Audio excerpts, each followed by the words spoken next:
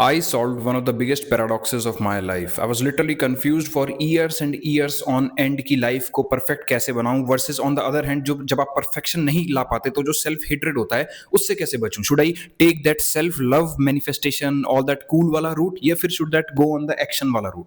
इन दोनों चीजों ने काफी कंफ्यूज किया and I finally solve it. This is the way out. और वीडियो को पूरा देखना because if you can't stick to a 10 minute long video, I know it might be boring but it is the most life changing video you will ever encounter.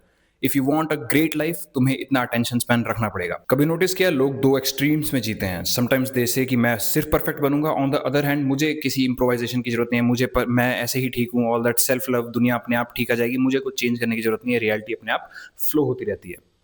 दोनों approaches गलत हैं. Life perfection का game नहीं, life improvisation का game है. Focus on this term improvisation. Will be coming across this through out the video and this is the most important term for you. और जब तक तुम इस बात को नहीं समझते या तो तुम प्रेशर में जियोगे या फिर डिल्यूजन में. प्रेशर इस चीज का कि मैं कैसे खुद को बेस्ट बनाऊं because all this fight in this external world is for gaining something. और तुम्हें अगर कुछ पाना है you definitely got a fight for these resources.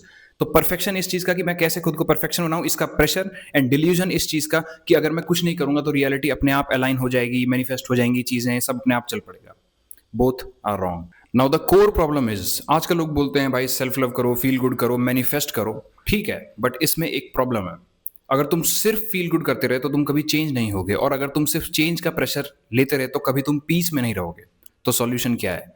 It is not the feel good, it is not taking the pressure of being perfect. It is in this word improvisation. What improvisation actually means? It is literally becoming better every single day. Now ये idea बहुत different है atomic habits वाले idea से कि हम 0.001% better हो जाएंगे, because this is literally a concept. Music में भी यूज होता है improvisation. When you want to play a musical piece, अभी आपको वो म्यूजिकल पीस अच्छे से नहीं आता, but you are trying to go along with that and उसी के साथ साथ you are trying to make some changes so that it sounds even better than your version and slightly towards that perfect वाला version. बस यही करना है पूरी लाइफ में इन ऑल द फेजेस. तुम कभी परफेक्ट पार्टनर नहीं बनोगे, तुम कभी परफेक्ट इंसान नहीं बनोगे, तुम कभी वो ऐसा पॉइंट रीच नहीं करोगे जहां कोई मिस्टेक ही ना हो. Humans are always a work in progress. तो फिर करें क्या?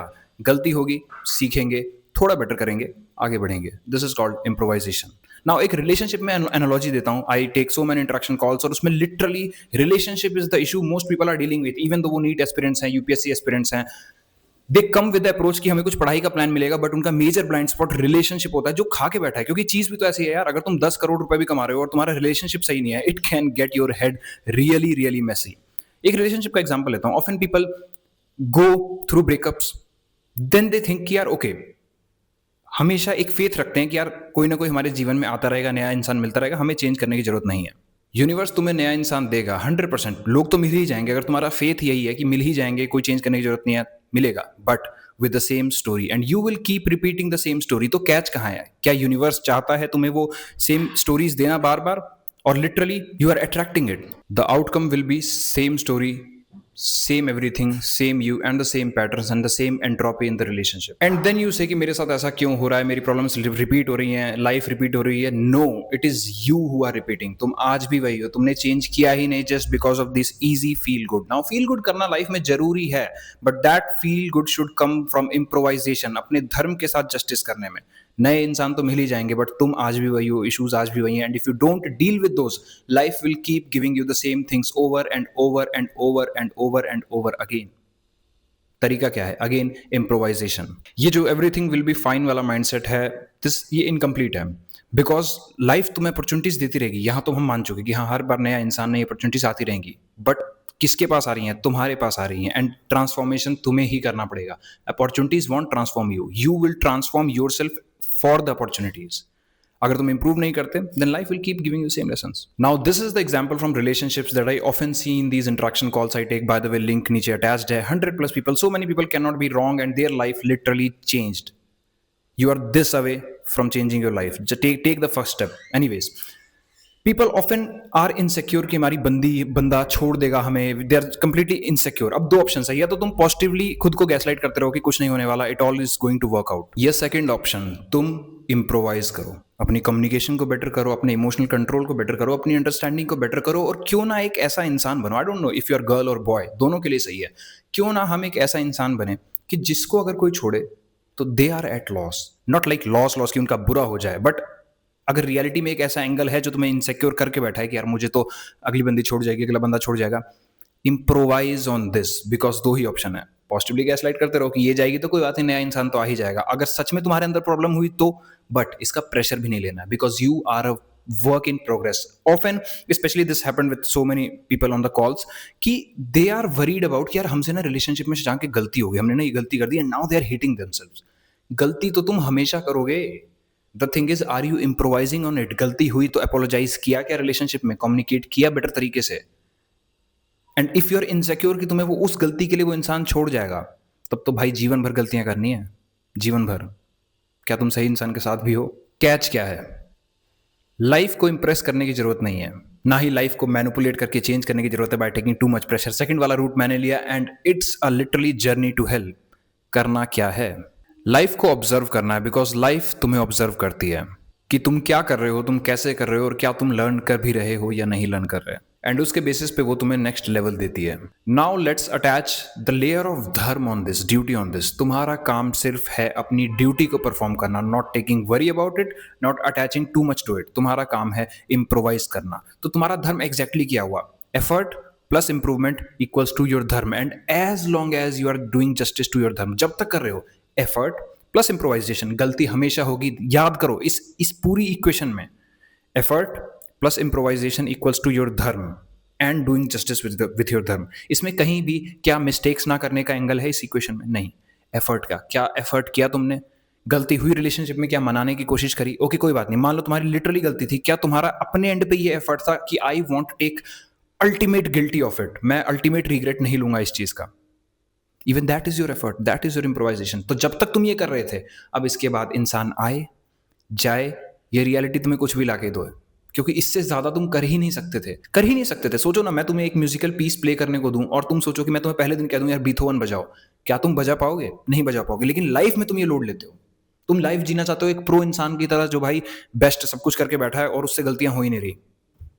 पॉसिबल ही नहीं है।